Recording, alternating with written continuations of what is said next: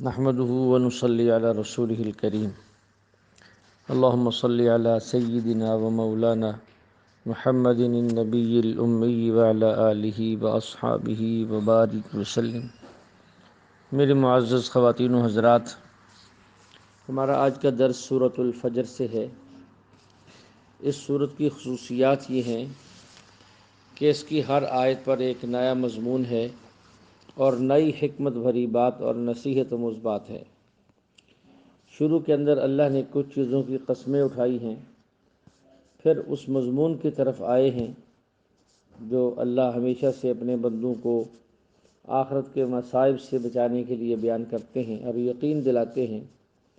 مطلب الفجر، قسم ہے فجر کی۔ اس فجر سے مراد اکثر مفسرین کے نزدیک یہ ہے کہ ہر روز کی فجر مراد ہے۔ جب ہر روز صبح ہوتی ہے تو اللہ کی ایک نئی شان کا ظہور ہوتا ہے، جیسے کہ سورۃ رحمان میں بھی ہے، کل یوم ہو فی شأن۔ اس رب کی ہر روز ایک نئی شان ہوتی ہے۔ اور بعض مفسرین کہتے ہیں کہ اس فجر سے خاص فجر مراد ہے، وہ ہے ذوالحجہ کی 10 تاریخ کی صبح، یوم النحر جسے کہا جاتا ہے۔ وہ کیوں مراد ہے، اس کی کیا خصوصیت ہے؟ اس کی ایک خصوصیت یہ ہے کہ ہر دن کی رات ہوتی ہے، یوم النحر ایک ایسا دن ہے جس کی کوئی رات نہیں ہوتی، وہ بغیر رات کے دن چڑھتا ہے۔ یعنی یوم عرفہ 9 ذی الحجہ، یوم عرفہ کی 2 راتیں ہیں، ایک وہ جو اس سے پہلے اور ایک وہ جو اس کے بعد۔ پہلی رات یہ تو سارے ہی جانتے ہیں کہ ہمیشہ رات پہلے آتی ہے، دن بعد میں آتا ہے، لیکن یوم عرفہ کی دوسری رات جو اس کے بعد آتی ہے، اس کو سمجھیے کہ وہ کس طرح۔ 9 ذی الحجہ کو زوال کے بعد اگر کوئی شخص میدان عرفات میں احرام پہنے ہوئے، نیت کیے ہوئے لمحہ بھر کے لیے بھی داخل ہو جائے تو اس کا حج ادا ہو جاتا ہے۔ یہی حج کا رکن اعظم ہے۔ اسی طرح اگر کسی انسان کو 9 ذی الحجہ کے دن میں عرفات جانے کا موقع نہ ملا تو اس کے بعد آنے والی جو رات ہے، اس پوری رات کے اندر صبح صادق ہونے سے پہلے اگر وہ اس میدان کے اندر چلا گیا تو وہ بھی عرفہ کا ہی وقت شمار ہوتا ہے اور اس کا حج بھی ادا ہو جاتا ہے۔ اس لیے یوم عرفہ 9 ذی الحجہ کی 2 راتیں ہیں، ایک جو اس سے پہلے آئی جیسے کہ تمام سال بھر میں آتی ہیں، اور ایک جو اس کے بعد آتی ہے کہ جو دن شریعت کا، جو حکم شریعت کا یوم عرفہ 9 ذی الحجہ کے دن میں ہے، وہی حکم شریعت کا اس کے بعد آنے والی رات۔ اس لیے کہا گیا ہے کہ 9 ذی الحجہ کے یوم عرفہ کی 2 راتیں ہیں اور 10ویں تاریخ کی کوئی رات نہیں، تو یہ خاص فجر مراد ہے جس کی وجہ سے اللہ نے اس کی قسم کھائی ہے۔ دوسری قسم ولیال عشر، اللہ فرماتے قسم ہے 10 راتوں کی۔ اس سے عام طور پہ ذی الحجہ کی پہلی 10 راتیں ہی مراد لی جاتی ہیں۔ یہ بڑی فضیلت کی راتیں ہیں اور فضیلت کے دن ہیں۔ حدیث پاک میں آپ علیہ الصلاۃ والسلام کے ارشاد کا مفہوم کہ ہر رات کی عبادت کا اجر لیلۃ القدر کے برابر، ہر دن کے روزے کا اجر سال کے روزوں کے برابر، اور اللہ اس سے بندے کے پچھلے گناہوں کو بھی معاف کر دیتے ہیں۔ پھر فرمایا والشفع والوتر، شفع کی بھی قسم اور وتر کی بھی قسم۔ شفع سے مراد جفت ہے، جوڑا جسے ہم کہتے ہیں، اور وتر سے مراد طاق ہے، تو جوڑے کی بھی قسم اور جو ہے وتر کی یعنی طاق کی بھی قسم۔ اب یوم عرفہ 9 ذی الحجہ کو دیکھیں تو یہ طاق ہے، کیونکہ یہ 9 ہے، اس کے مد مقابل کوئی دن نہیں ہے۔ طاق کہتی اسے ہیں جیسے 1، 3، 5، 7، 9، 11، یہ طاق عدد ہے۔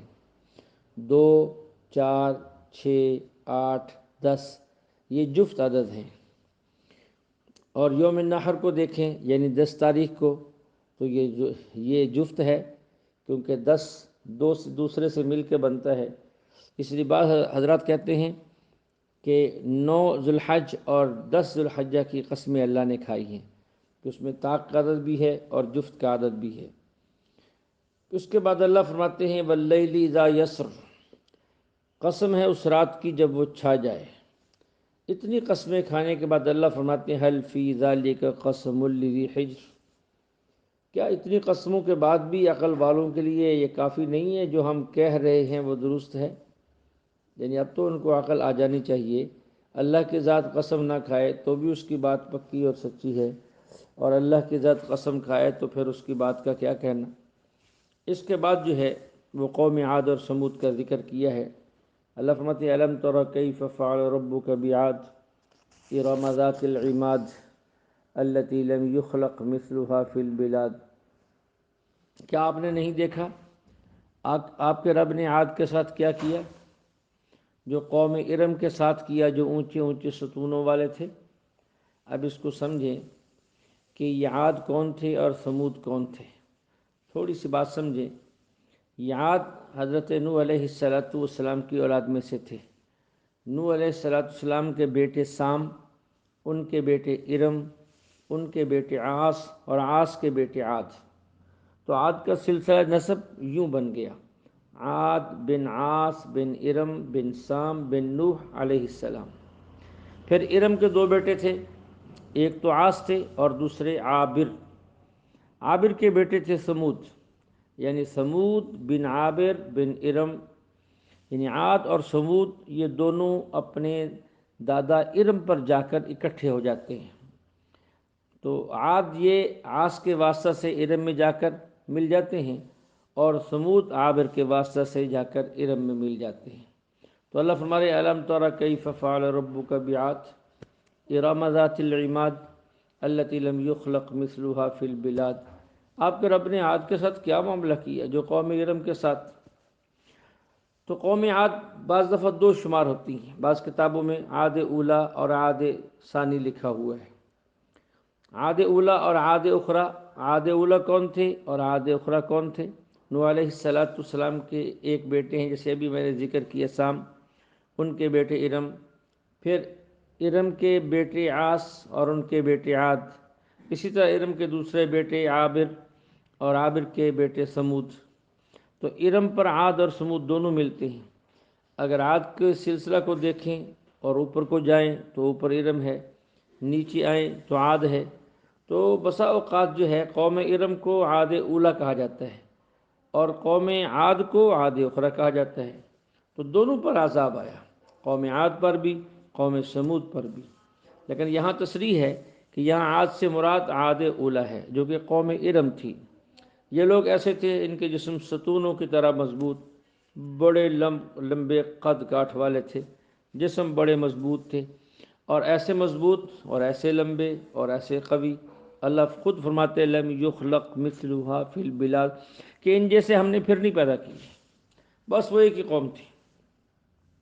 اس کے بعد قوم سمود کا ذکر ہے وَثَمُودَ الَّذِينَ جَابُوا الصَّخْرَ بِالْوَادِ، کہ آپ کے رب نے قوم سمود کے ساتھ کیا کیا جو وادی قرا میں چٹانیں تراشتے تھے۔ آج بھی آپ تبوک کے علاقے میں جائیں، ان لوگوں کے تراشے ہوئے اور بنائے ہوئے مکانات پہاڑوں کے اندر موجود ہیں۔ انسان کی عقل حیران رہ جاتی ہے کہ بغیر مشینی اور جدید آلات کے اس طرح کے مکان بنانا، غاریں بنانا، اس میں رہنے کی جگہ بنانا اور سونے کے لیے بستر، یہ ساری باتیں انسان دیکھ کے حیران ہو جاتا ہے۔ بہرحال ان دونوں کو اللہ نے ہلاک کیا جب وہ نافرمانی پہ اترے۔ اس کے بعد پھر فرعون کا ذکر کیا، وہ فرعون ذی الاوتاد، دیکھیے آپ کے رب نے اس فرعون کے ساتھ کیا جو میخوں والا تھا۔ کیا مطلب؟ یہ اتنا بدبخت انسان تھا، جب کسی کو سزا دیتا اس کے ہاتھ اور پاؤں میں کیل گڑوا دیتا تاکہ وہ ہل نہ سکے، پھر سانپ اور بچھو اس کے اوپر چھوڑ دیتا۔ اللہ فرماتے ہیں الذین طغوا فی البلاد فاکثروا فیہا الفساد فصب علیہم ربک سوط عذاب، انہوں نے شہروں میں سرکشی کی، بڑا فساد برپا کیا، لیکن پھر رب نے ان پر عذاب کا کوڑا برسایا۔ یہاں کوڑے کا لفظ کیوں ہے؟ اس لیے کہ عام طور پہ جب کسی کو کوڑے مارے جاتے ہیں تو ایک ہی جگہ نہیں، جسم کے مختلف حصوں پر مارے جاتے ہیں۔ تو فرعونیوں پر مختلف قسم کے عذاب آئے، اس لیے اس کو اس کے ساتھ تعبیر کیا ہے۔ اللہ فرماتے ہیں ان ربک لبالمرصاد، بے شک تمہارا رب گھات لگائے ہوئے ہے۔ دیکھیے یہ صرف تعبیر سمجھانے کے لیے ہے، ورنہ اللہ کے لیے کہنا گھات لگائے ہوئے ہے، گھات لگانا ایک مجبوری میں ہوتا ہے، عذر میں ہوتا ہے کہ انسان گھات میں بیٹھا ہے، چھپ کے بیٹھا ہے کہ دشمن گزرے گا اچانک حملہ کر دوں، اللہ کو اس کی ضرورت نہیں ہے۔ لیکن انسان چونکہ محسوسات کو سمجھتا ہے، غیر محسوس چیزوں کو نہیں سمجھتا، اس لیے کچھ تعبیریں ایسی کی جاتی ہیں سمجھانے کے لیے، وگرنہ اس سے وہ مراد قطعاً نہیں ہے کہ وہ انسانوں کی طرح جو ہے گھات میں، نہیں، اللہ کو اس کی قطعاً ضرورت نہیں۔ اس کے بعد جو ہے انسان کی ناشکری کو ذکر کیا ہے اور انسان کے جرموں کو ذکر کیا ہے۔ اللہ فرماتے فَأَمَّا الْإِنسَانُ إِذَا مَا ابْتَلَىٰ، انسان کی یہاں دو حالتیں بیان کی ہیں۔ نمبر ایک، جب اللہ جو ہے انسان کو آزمائش میں مبتلا کرتے ہیں تو فَأَكْرَمَهُ، اسے عزت دیتے ہیں، وَنَعَمَهُ، اس کو نعمتیں دیتے ہیں، تو انسان کیا کہتا ہے فَيَقُولُ رَبِّي أَكْرَمَنِ، میرے رب نے جو ہے مجھے بڑی عزت دی ہے۔ اور نمبر دو، جب اس کے بالکل الٹ، وَأَمَّا إِذَا مَا ابْتَلَاهُ، جب اللہ اپنے بندے کو اس دوسری طرح آزماتے ہیں، فَقَدَرَ عَلَيْهِ رِزْقَهُ، اس کا رزق تنگ کر دیتے ہیں، پھر انسان چیختا ہے فَيَقُولُ رَبِّي أَهَانَنِ، پھر کہتا ہے اللہ نے مجھے رسوا کر دیا ہے۔ یعنی انسان اس وقت روتا ہے کہ خدا نے مجھے ذلیل کر دیا ہے، میرا پیسہ ختم ہو گیا، میری دولت ختم ہو گئی، اور میں دولت کا مستحق تھا، میں عزت کا مستحق تھا، خدا نے مجھے عزت کیوں نہیں دی، مجھے دولت کیوں نہیں دی؟ پھر انسان ایسی باتیں کرتا ہے۔ تو دو باتیں بتائیں کہ یہ انسان یہ سمجھنے لگا کہ عزت اور ذلت کا مدار مال پر ہے اور مال ہی اصل مقصود ہے، جس کو مال ملا اس کو عزت مل گئی، جس کو مال نہیں ملا اس کو ذلت مل گئی۔ قطعاً ایسا نہیں ہے۔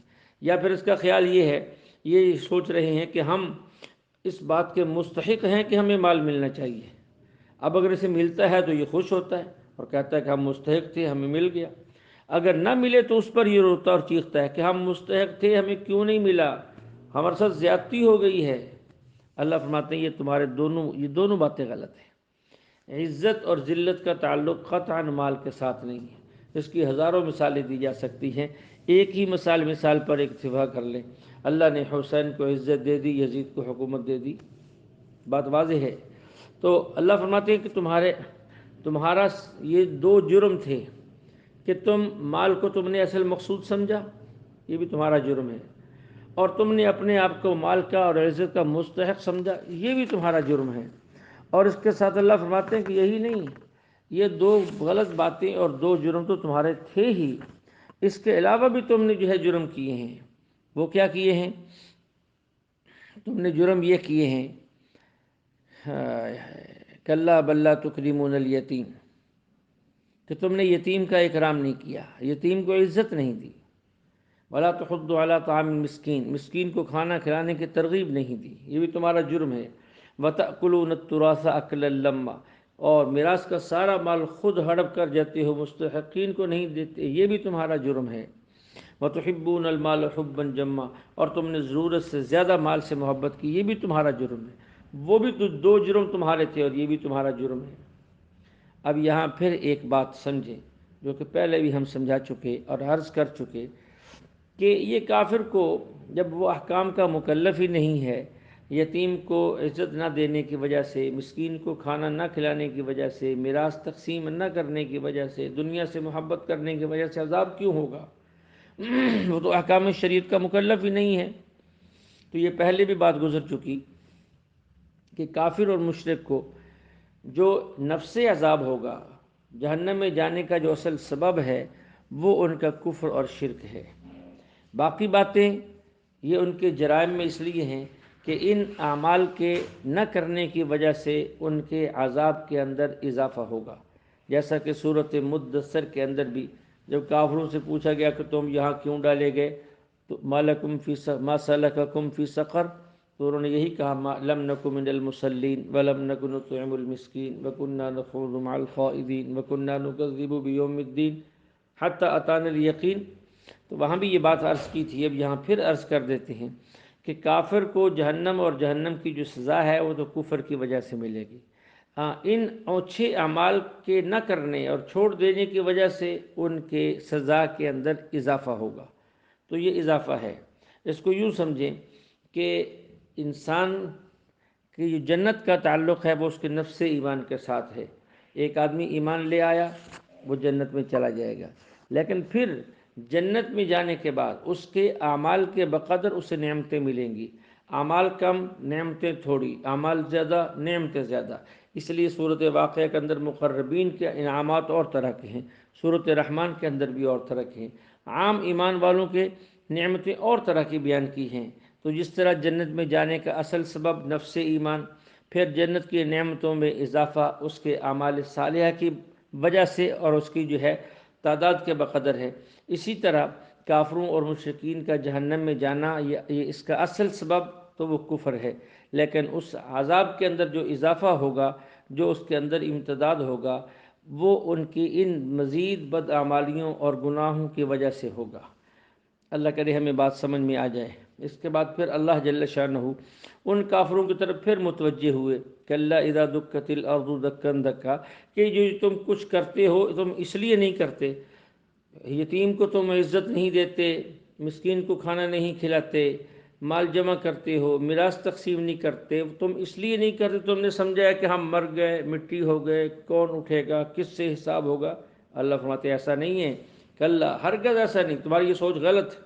اذا دکت الارض دکا دکا، جب ہم جو ہے زمین کو توڑ کر ریزہ ریزہ کر دیں گے، تمہارا کیا مطلب ہے ختم ہو جائیں گے؟ نہیں، پھر وقت آئے گا وجاء ربک والملک صفا صفا، تمہارا رب بھی اور فرشتے بھی صف در صف آئیں گے۔ اس میں دو باتیں ہیں، فرشتوں کا صف در صف آنا تو سمجھ میں آتا ہے، اللہ آئیں گے یہ متشابہات میں سے ہے۔ متشابہات کا معنی اللہ کے علاوہ کوئی نہیں جانتا، پہلے کئی دفعہ عرض کیا ہے، اللہ کیسے آئیں گے یہ اللہ ہی جانتا ہے بس۔ اس کے بعد جہنم کا ذکر ہے، وجیء یومئذ بجہنم، اس دن جہنم کھینچ کر لائی جائے گی، اس کا بھی ذکر گزرا۔ جہنم کی 70 سے زائد لگامیں ہیں، اور ہر لگام پر 70,000 سے زائد فرشتے ہیں جو اسے گھسیٹ کر کھینچ کر میدان محشر کے قریب لائیں گے۔ جب دیکھے گا انسان یومئذ یتذکر الانسان وانى له الذکریٰ، اسے دنیا کی ساری باتیں یاد آ جائیں گی، کاش یہ کر لیتے، کاش یہ کر لیتے۔ اب اس سے بات سمجھ میں آ رہی ہوگی، لیکن اس وقت کی سمجھ بے فائدہ ہے، بے سود ہے، اب اس سمجھ آنے کا کوئی فائدہ نہیں ہے۔ اللہ فرماتی یقول یا لیتنی قدمت لحیاتی، اس وقت انسان افسوس کرے گا کاش یہ کچھ کر لیتا، کچھ کما لیتا۔ فیومئذ لا يعذب عذابہ احد، اور اس دن اللہ ایسا عذاب دیں گے ان مجرموں کو کہ اس جیسا کوئی عذاب نہیں دے سکتا۔ ولا یوثق وثاقہ احد، اور ایسا باندھیں گے ایسی گرفت کہ اس جیسی کوئی گرفت نہیں کر سکتا۔ اس کے بعد پھر اللہ جل شانہ متوجہ ہوئے ہیں اہل ایمان کی طرف، فرمایا یا ایتھا النفس المطمئنہ ارجعی الی ربک راضیۃ مرضیہ۔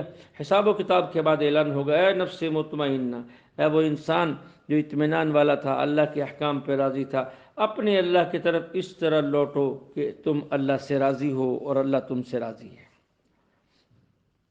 نفس مطمئنہ کو لٹایا جا رہا ہے، جہاں سے روح آئی وہاں روح لوٹ گئی، اور جہاں سے نفس مطمئنہ آیا وہاں یہ لوٹ گیا۔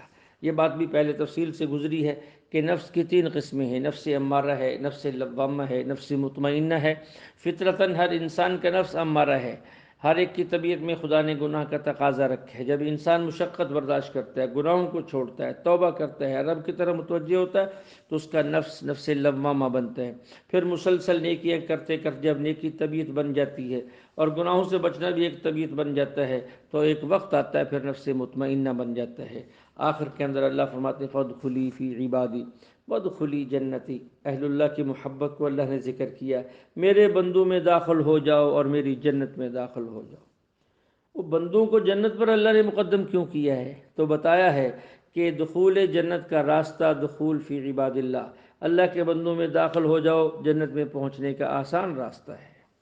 اس لیے حدیث پاک کے اندر ہے، آپ علیہ السلام کی یہ دعا، اللہم انی اسألک حبک وحب من یحبک وحب عمل یقربنی الی حبک، اے اللہ میں آپ سے آپ کی محبت مانگتا ہوں، ایک دعا، اور جو آپ سے محبت کریں ان کی محبت مانگتا ہوں، 2 دعائیں، اور ان اعمال کی محبت مانگتا ہوں جو آپ کی محبت کے قریب کر دیں۔ اصل قرب تو انسان کو اللہ کا چاہیے، اور اللہ کے قرب کا ذریعہ نیک اعمال ہیں، اور اللہ کی محبت اور نیک اعمال کے درمیان میں ایک ولایت کے درجہ ہے، محبت کے وحب من یحبک۔ اس کی وجہ سے جب اللہ ایسے لوگوں سے جس سے اللہ محبت کرتے ہیں ان کے قریب ہوتا ہے، وہ صاحب تقوی ہوتے ہیں، ان کی وجہ سے انسان کے اندر تقوی پیدا ہوتا ہے، تو اس لیے انسان جو ہے پھر اللہ کا ولی بن جاتا ہے، اعمال صالحہ پر بہت جلد کھڑا ہو جاتا ہے۔ اس لیے جو ہے صالحین کے اندر انسان کو داخل ہونا چاہیے، صالحین کے ساتھ اٹھنا بیٹھنا رکھنا چاہیے، اور اہل اللہ اور صالحین کے بارے میں انسان کو اپنی زبان کو روک کے رکھنا چاہیے، ان کے بارے میں کسی قسم کی ایسی بات جو ان کی جس سے ان کی توہین نکلتے ہیں قطعاً جو ہے ایسی بات نہیں کہنی چاہیے۔ اللہ جل شانہ سے دعا ہے اللہ ہمیں کلام مقدس کو سمجھنے کی توفیق عطا فرمائے۔ وآخر دعوانا ان الحمد للہ رب العالمین۔